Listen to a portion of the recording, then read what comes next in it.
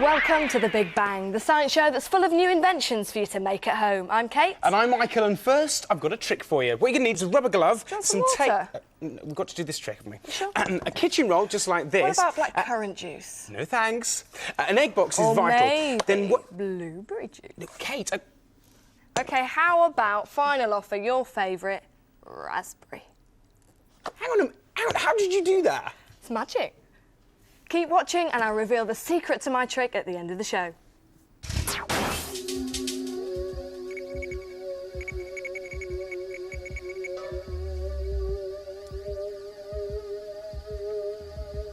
Yes, thank you. Thank you. Sweeties, please. Fine, fine. You In win this again. game, you race your opponent to get the sweets to the bottom of the board by turning these wheels. Now, if you'd like to make your very own version of this game, then all you need is just things that you should find lying around your house, like pencils and straws. But the biggest ingredient are these things. Yes, it's cheese triangles. Now, you have to be a massive fan of cheese triangles, and luckily, I am, once you can get them open. But the reason that you need to be such a big fan is because you need 10 of these boxes in total. And they need to be the type of box where the base fits snugly into the lid, like that. Now take your base, turn it over, and you should be able to see that already punched in are loads of holes around the outside. Now, we're going to use those holes to help us find the middle of the base. So, here we go, one about there. Another one here. Now, where the two lines cross should be the exact centre. So get yourself some tack, because we need to punch a nice big hole in. Pop that on top. Get a sharp pencil and push it through. There we go. To make your frame, you need 2 pieces of card, 30 centimetres by 40 centimetres. Then just put one aside for the moment, and you need to position your bases on top of the card so they're touching each other. That's the important bit. And then another 2 will fit snugly like that. So once they're all touching, there we go, grab a pen and make a mark in the holes in the middle, because we're going to puncture through that with a sharp pencil. So move your bases to the side, grab a bit of tack, pop it underneath, line up your mark, get your pencil, and just puncture all the way through. Perfect. So do that to the other 4, and that will give you this. Then, cunningly, you can use that as a template for your other piece of card. I've already stuck on 4 of my cheese box tops onto the board, and where they touch, I've just cut out 2 centimetre gaps, which allow the sweet to move during the game. I've also cut an extra 2 centimetre gap down here at the bottom, so that the sweet can escape if you're the winner. Let's put the final one into position now, for this side at least. Stick that into position, do exactly the same on the other side, and you should end up with your board like this. Now, at the moment, it's not going to stand up, so we need to make a stand for it. It's really simple to do. Just grab yourself a rectangular piece of cardboard and stick on it 2 triangle pieces. And at the top of the triangles, just make a couple of slits. One there and one just here. Then take your board, line it up, and where they meet the top of the triangles, just make a couple of slits. One in the board there and one on the other side. And they should just slot into place. Give them a bit of a tap on top. And there you go, the perfect stand for your board. Next thing to do is to cut a gap in the rim of the wheel, and that's for the sweeties to fall through. And it doesn't matter where that gap goes, because remember, the wheels keep spinning. Then we need a little bit of card to keep our sweeties into place. Best thing to use is half a sweet tube packet, and we're going to cut 1 centimetre strip off the end there. So you need to stick that into position there, and then grab a straw and cut a length just a little bit wider than the gap, because you need to glue that behind the piece of cardboard so your sweets don't fall out the back. So once you've done that, you will get this, which is almost finished. All we need to do now is to poke through a short, stubby pencil and glue it firmly into position.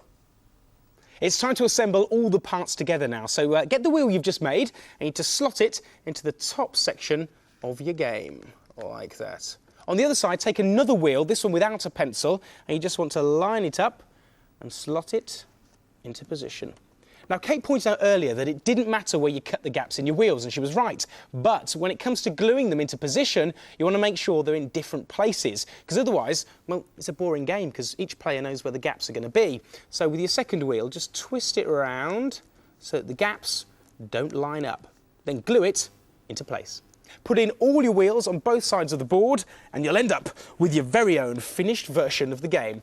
Now you can see I've added something on this board. I put a sweet tube on this side, just half a tube, and that's to hold all the sweets for the game. And if you look, there's actually different numbers of gaps in each wheel. So we've got 1, 2, 3, 4 and 5. And that just means you have a much more exciting game because there's more gaps to play with. OK, Michael, game on. Right then. Now, on each go, you can turn one wheel as far as you like, but only in one direction. Oh, and you're not allowed to move the wheel your opponent's just moved. OK, you'll go. Okay. So have a go at making this at home, or you can invent another game. You can make a prototype out of stuff lying around the house. I've got to tell you, Kate, I'm feeling lucky on this one. Yeah, I hope so. If I have to have any more sweeties, I'm going to be sick.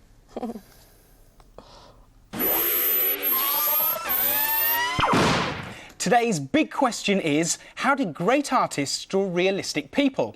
Now, I'm useless. In fact, the only way that I can draw this photograph of Kate is by putting a grid over the top, then putting a larger grid on a sheet of paper, and then using it to get the lines roughly in the right place. It's not bad, that, you know. Thanks. Even famous artists have trouble painting realistic portraits because it's so hard to get the distances between things to look right. Now, this is called Pentecost, and it was painted over 700 years ago by a famous artist called Giotto. Now, it's not actually that realistic. Take a look, it's a bit flat. Look at the faces here, and the folds on the clothing as well, and even the lines on the buildings don't look quite right. Now take a look at this. It's called The Ambassadors and it was painted by an artist called Holbein almost 500 years ago. Now the detail on it is amazing. I mean, just take a look at the curves here on the globe and also on the lute. I mean, these would be almost impossible to draw by sight. Also the faces, well, they actually look like photographs, but we know they were painted. So what happened? I mean, why is this painting so accurate? I mean, did artists just suddenly get loads better? Well, actually, there's a clue down here at the bottom of the picture. Now, this strange shape is actually a distorted image, which means it's been stretched out. But what was it? Well, can you tell? Any ideas? I'll tell you what we'll do then. Let's move the camera around and we'll reveal exactly what it is. Did you get it? It is, in fact, a perfectly proportioned skull. Now, something like that is very difficult to draw. Until recently, nobody questioned how artists were suddenly able to paint these amazing images. They just assumed that painters had got better. Then a famous British artist called David Hockney became curious. Now, using the internet, he compared pictures from museums around the world. Hockney decided that artists were painting better pictures because of advances in science. It was all down to technology. And this was the new technology, lenses and mirrors. Now, thanks to the research of an Arab scientist, Al Hazan, Europeans were learning to make high-quality optical instruments. Artists were using them to project images onto paper and then trace the lines. They were actually using all this new technology to make perfect copies. The problem was that lenses and mirrors were very difficult to make. The glass in a lens had to be ground into a curve by hand, and the process of coating a mirror in metal alloy was a closely guarded secret. Scientists who could make them were very wealthy and very powerful. The simplest technique uses a mirror like this. It's a shaving mirror with a curved surface. Now this lets you focus a picture of a bright scene onto a piece of paper. So first what you need is a dark area to work in. So what I've done is put a blanket behind me and cut out a hole to act as a window for the light to come through. Then you need your subject to go on the other side of the window in the bright light. And I've angled the mirror, so I've got an upside-down image of Michael on the easel. So now just a final little bit of tweaking of the focus. And there we have it, Michael in all his splendour. Now he is upside down, but of course I can still sketch him. The size of the mirror doesn't make a difference because you can't focus an image any larger than 30 centimetres across. Now, if you look at portrait paintings from about 500 years ago, you'll find, surprise, surprise, they're all about that size. Another clue. Now, it's not really cheating because you still need an artist's hand to bring a picture to life. But of course, it is a great bit of technology that helps you to paint those rather difficult subjects in a more realistic way. What do you reckon? I quite like it, actually. Yeah? I'll give you a tenner for it. I'll take 5.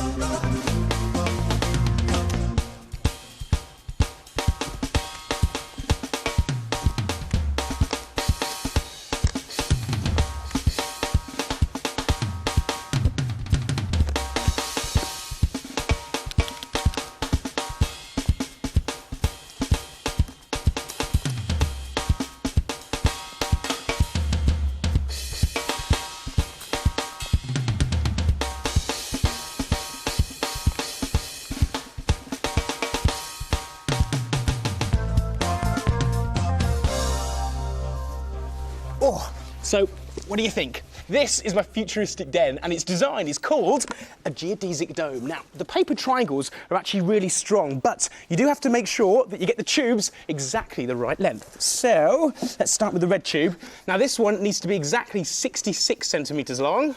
Lovely.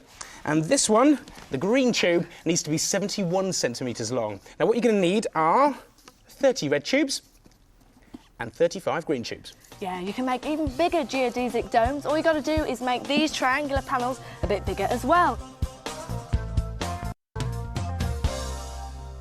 So get some of your friends around and have a go at making our den. All the instructions are up on the Big Bang website. Or you could invent your very own paper den and then post it on our Big Ideas page. You know what, I can't work out what this cabbage has got to do with the colour-changing drink. Oh dear, I see it's time to reveal the secret to my magical drink-changing formula. Well, look, I worked this much out, OK? Looking by all the stuff here, I reckon it's got to be magical science. I've been rumbled, haven't I? I think so. OK, well, it is scientific, and this is my magically scientific cabbage water. So that's what it's for, OK. So all I did was chop up the cabbage, poured on some hot water, and it turned purple straight away. And the good thing about red cabbage water is it has an unusual quality in that it changes colour if it's mixed with something that's acidic, like vinegar, or alkali. Now, to make water alkali, all I've done is added some bicarbonate of soda. Now, you can get that in the kitchen, that's quite easy. So when I add my blackcurrant juice to my water... With bicarb in. Glad you're keeping up. OK, there's a chemical reaction, and it turns blue. OK, so I understand the blue thing, but how do you turn blue into pink? Well, I'll tell you. Now, this isn't water either. Of course, it's vinegar, remember? So when I add that, there's another chemical reaction, because that's acidic, and it turns pink. Well, OK, I have to say, Kate, this is a very good trick. It's just a very bad drink. I wasn't thirsty anyway. On the next Big Bang. Build your own alien planet from balloons, cresses and kitchen foil. We demonstrate how man and woman has learned to keep things cool without using a fridge. And we show you how to create a cool toy which makes fantastic patterns of swirling colours. We'll see you next time on the Big Bang.